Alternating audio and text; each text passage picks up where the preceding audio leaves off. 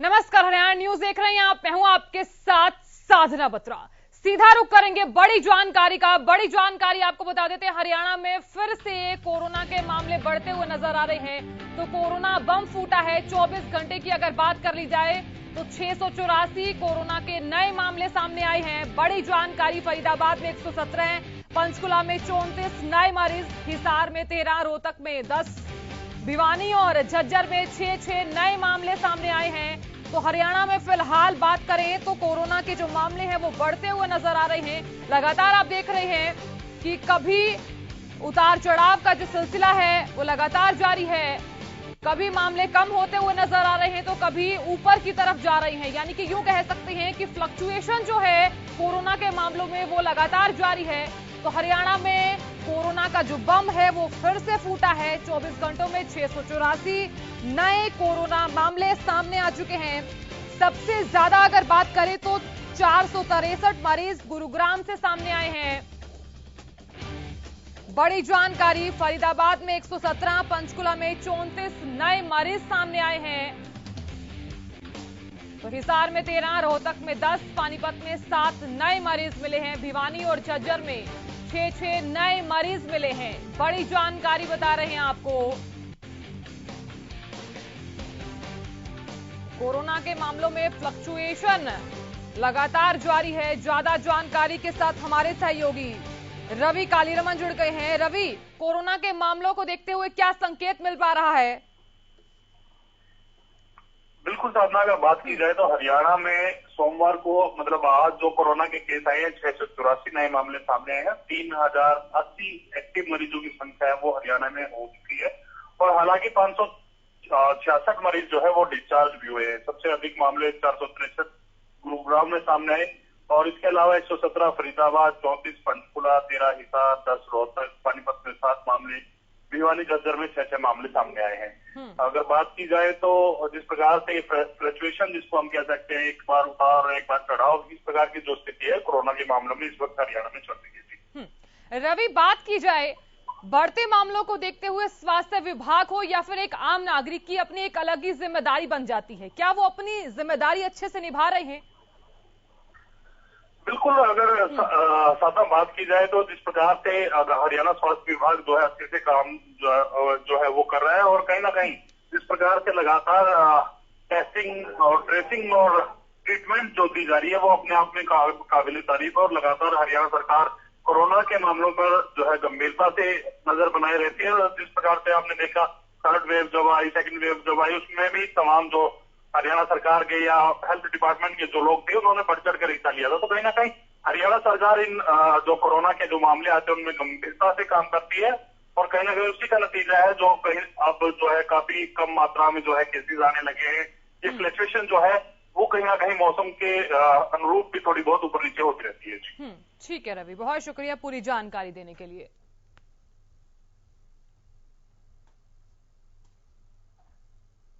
चलिए खबरों में आगे बढ़ते हैं। गुरुग्राम दौरे के बाद मुख्यमंत्री मनोहर लाल रोहतक पहुंचे, जहां मुख्यमंत्री मनोहर लाल ने निर्माणाधीन सड़क का निरीक्षण किया। आपको बताते चले कि रोहतक गोहाना लाइन पर चिन्योट कॉलोनी में सड़क का निर्माण किया जा रहा है। मुख्यमंत्री ने अधिकारियों को एलिवेटेड ट्रैक के दोनों तरफ की सड़क जल्द बनाने के निर्देश दिए। साथ ही साथ लोगों को बारिश के समय में जलभराव की समस्या से निजात दिलवाने के लिए जल्द ही अंडरपास के काम को पूरा करने के निर्देश भी दिए।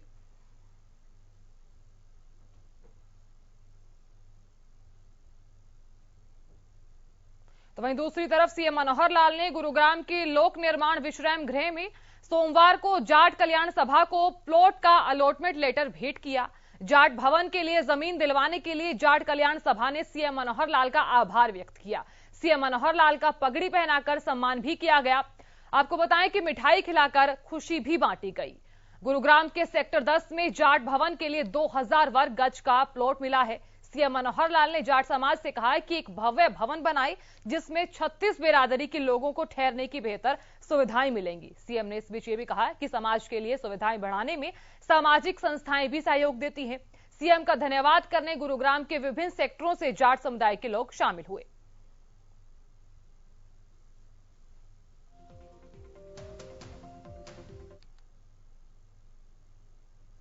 वहीं केंद्र सरकार की अग्निपथ योजना को लेकर हंगामा बढ़ता ही जा रहा है। युवा लाठी डंडे लेकर सड़कों पर उतर गए हैं।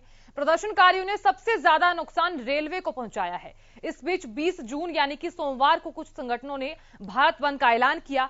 हरियाणा के भी कई जिलों में भारत बंद का असर देखने को मिला। दूसरी ही तरफ कांग्रेस ने भी अग्निपथ योजना के खिलाफ हल्ला भी बोला है। रिपोर्ट आप देखिए।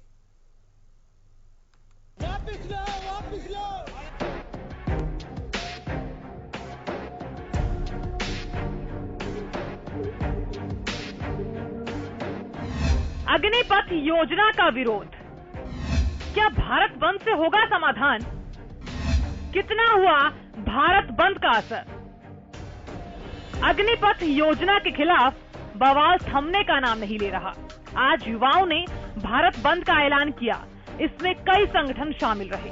पिछले कई दिनों से प्रदर्शन के नाम पर हिंसक घटनाएं हो रही हैं। इसमें सरकारी संपत्ति से तोड़फोड़, आगजनी आदि शामिल है। प्रदर्शनकारी अब तक कई ट्रेनों और बसों को आग के हवाले कर चुकी हैं। ये 5 तस्वीरें सोनीपत, रोहतक और कलानौर, सिरसा, चरखी दादरी की हैं, जहां अग्निपथ के विरोध में युवा इकट्ठे हुए। जमकर सरकार के खिलाफ नारेबाजी की गई। वहीं भारत बंद के आह्वान को देखते हुए पुलिस ने भी सुरक्षा के पुख्ता इंतजाम किए हैं। हालांकि चरखी दादरी में भारत बंद का ज्यादा असर देखने को नहीं मिला। वहीं गुरुग्राम दिल्ली बॉर्डर पर भारत बंद के चलते लंबा जाम लगा। सरकार की अग्निपथ योजना के विरोध में पूरे देश में प्रदर्शन हो रहे हैं। रक्षा मंत्रालय ने प्रेस कॉन्फ्रेंस कर युवाओं को समझाने का प्रयास किया, लेकिन प्रदर्शनकारी नर्म रुख नहीं अपना रहे। वहीं ट्रेनों को और सार्वजनिक संपत्तियों को पहुंचाने वाले नुकसान को देखते हुए आरपीएफ और जीआरपी भी अलर्ट मोड पर हैं। राहुल गांधी से पूछताछ के अलावा अग्निपथ स्कीम के विरोध में भी कांग्रेस ने दिल्ली में प्रदर्शन किया। खैर, अब ये तो देखने वाली बात होगी कि अग्निपथ स्कीम पर बवाल कब तक जारी रहने वाला है। हरियाणा न्यूज के लिए ब्यूरो रिपोर्ट। वहीं अग्निपथ योजना के विरोध में हिसार के सुरेवाला चौक, नेशनल हाईवे 52 से सिरसा चंडीगढ़ रोड उकलाना तहसील तक युवाओं ने रोष जाहिर किया। 4 किलोमीटर पैदल चलकर युवाओं ने उकलाना तहसील में प्रधानमंत्री नरेंद्र मोदी और राष्ट्रपति के नाम एसडीएम को ज्ञापन सौंपा। अग्निपथ योजना को तुरंत प्रभाव से बंद करने की मांग की गई। सुरेवाला चौक से उकलाना तहसील तक 4 किलोमीटर युवाओं ने हाथों में तिरंगा लेकर पैदल मार्च करते हुए प्रदर्शन किया। तहसील कार्यालय तक पहुंचे। इस अवसर पर भारी पुलिस बल तैनात किया गया।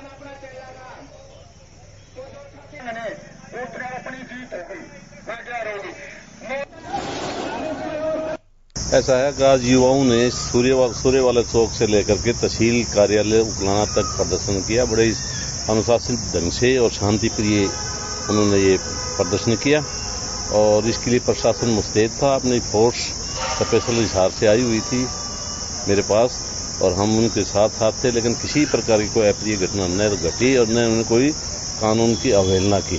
अनुशासित ढंग से उन्होंने अपना प्रदर्शन करके चले गए।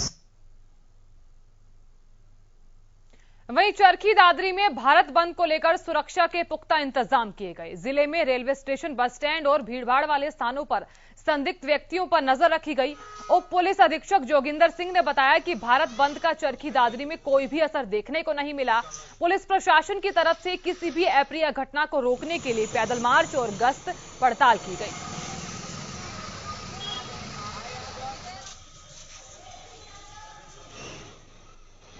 अग्निपथ को लेके पुलिस द्वारा पूरे प्रबंध किए हुए हैं। हमारे यहाँ कोई अग्निपथ का कोई विरोध नहीं, बिल्कुल सामान्य हालात हैं और सारा तैनात करके हमने हर एक जगह लगा रखी है। रेलवे स्टेशन पे है, बस स्टैंड पे है, हर एक जगह पुलिस तैनात कर रखी।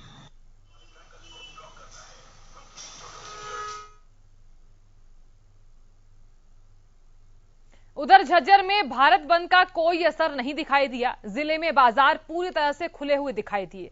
साथ ही आम दिन की तरह ही बाजारों में चहल पहल नजर आई। हालांकि रास्तों में 1-2 जगह पर रोडवेज को रोका गया, लेकिन जिले में भारत बंद पूरी तरह से फैल रहा। दुकानदारों ने इस बीच कहा कि प्रशासन की तरफ से उन्हें भारत बंद को लेकर कोई भी मैसेज नहीं दिया गया।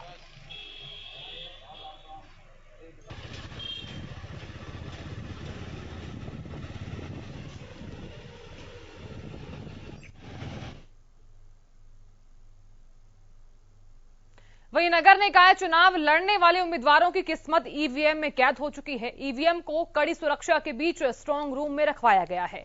हरियाणा पुलिस के जवान पूरी मुस्तैदी के साथ हथियारों से लैस ईवीएम की सुरक्षा में दिन रात लगे हैं। इतना ही नहीं, उम्मीदवारों के समर्थन में भी ईवीएम के लिए स्ट्रांग रूम के बाहर पहरा दे रहे हैं ताकि किसी प्रकार की कोई गड़बड़ी ना हो। नगर पालिका पुन्हाना में ईवीएम मशीनों के लिए आईटीआई पुन्हाना को स्ट्रांग रूम बनाया गया है, जहां आगामी 22 जून को मतगणना होगी। मतगणना की तैयारियों में जिला प्रशासन के कर्मचारी जुटे हुए हैं। प्रशासन ने पुन्हाना के 22 बूथों की काउंटिंग के लिए 6 टेबल लगाई हैं। एक टेबल पर 3 कर्मचारियों को तैनात किया गया है, जिसमें से 1 काउंटिंग सुपरवाइजर और 2 काउंटिंग असिस्टेंट शामिल हैं।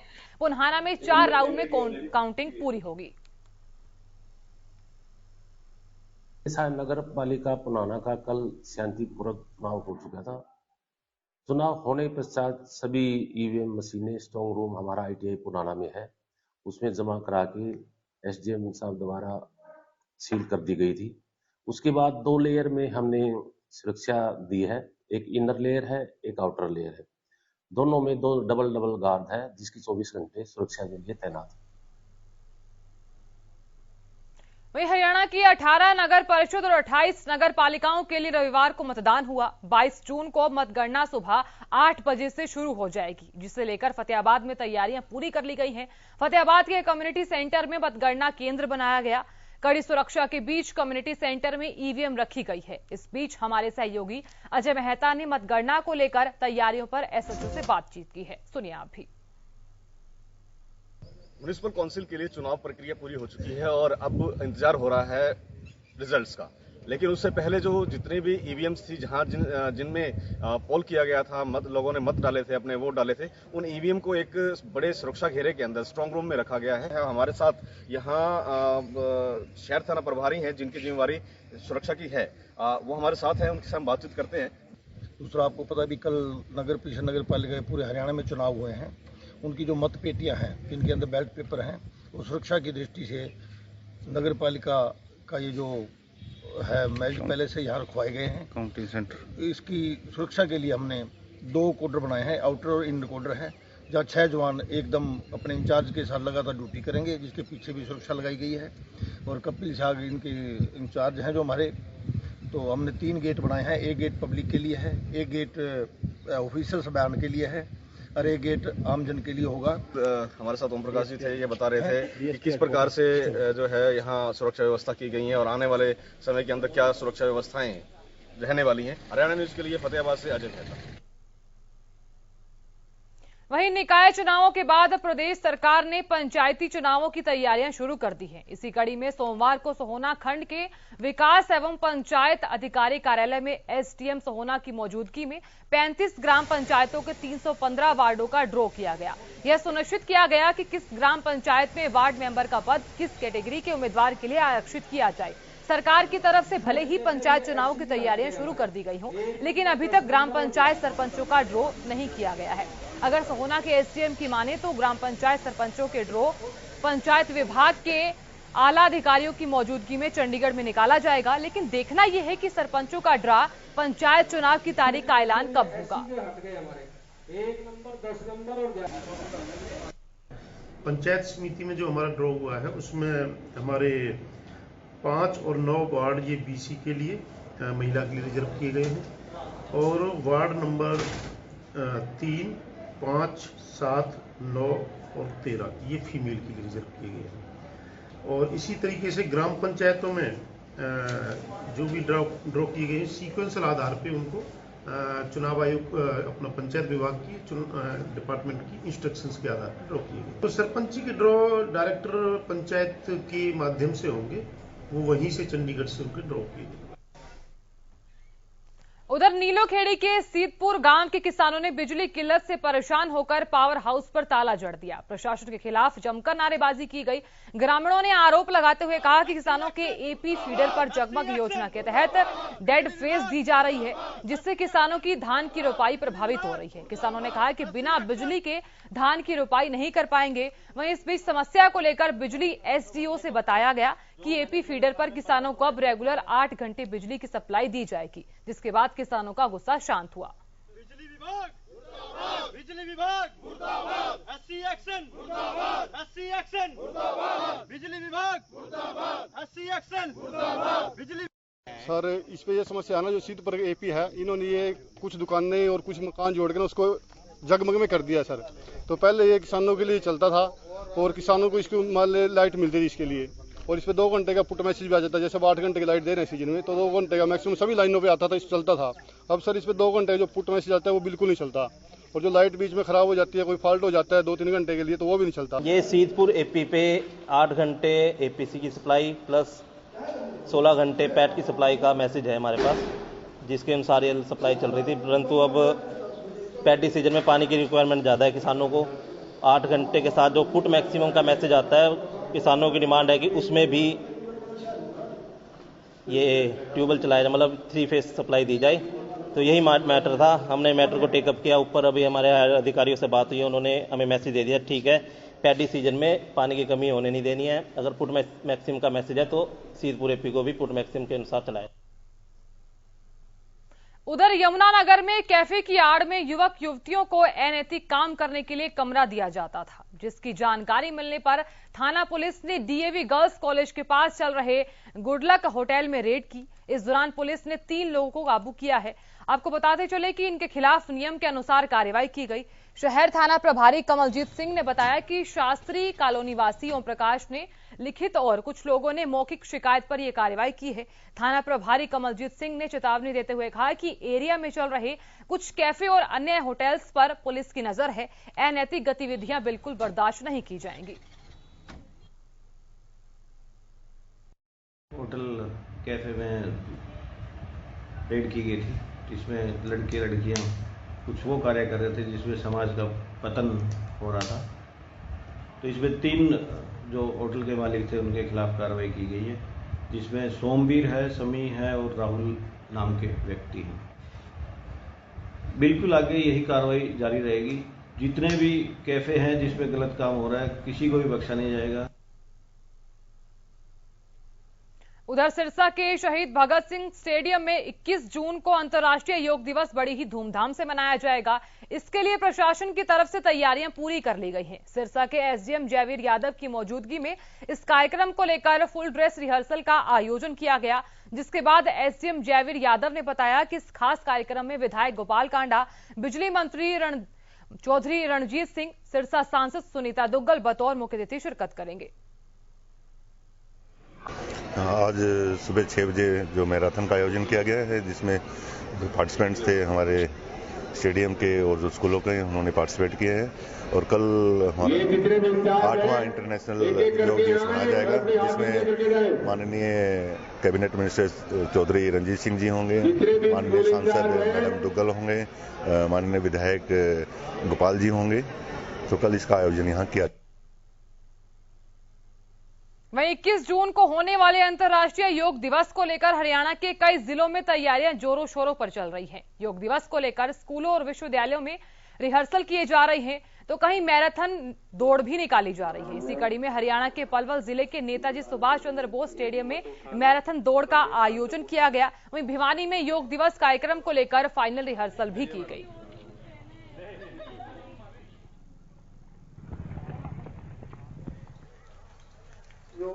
तो ये 2 तस्वीरें आप देख सकते हैं। पहली तस्वीर भिवानी की है, दूसरी तस्वीर जो है वो पलवल की है। तो योग दिवस को लेकर पूरे प्रदेश में उत्साह देखा जा रहा है।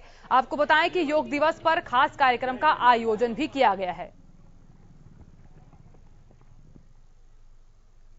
हर साल जहां 21 जून को अंतर्राष्ट्रीय योग दिवस मनाया जाता है, तो अंतर्राष्ट्रीय योग दिवस मनाने की तैयारियां जोरों शोरों पर चल रही हैं।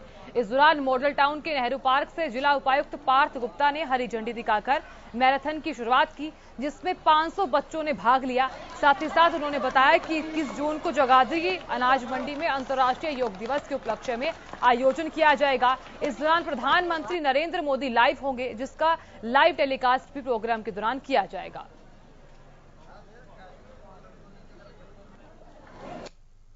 को करीबन 500 बच्चों ने योग मैराथन में पार्टिसिपेट किया, और ये जो है नेहरू पार्क से होते हुए मॉडल टाउन में चक्कर लगाते हुए वापस नेहरू पार्क में यहाँ पे आए। और इसके अलावा जो आज है, आज मॉक ड्रिल जो है अनाज मंडी में करी जाएगी। 7 बजे से होगी और कल का जो प्रोग्राम होने मिनट टू मिनट उसके अनुसार ही वहाँ पे। वहीं अंतर्राष्ट्रीय योग दिवस के उपलक्ष्य पर बल्लभगढ़ में मैराथन दौड़ का आयोजन किया गया। शहर के एसडीएम ने मैराथन दौड़ को हरी झंडी दिखाई। ये मैराथन दौड़ अंबेडकर चौक से सेक्टर 2 अटल पार्क तक आयोजित की गई, जिसमें स्कूली छात्राओं और युवाओं समेत शहर के गणमान्य लोगों ने हिस्सा लिया। मैराथन दौड़ के बाद अटल पार्क में योगा का अभ्यास भी किया गया।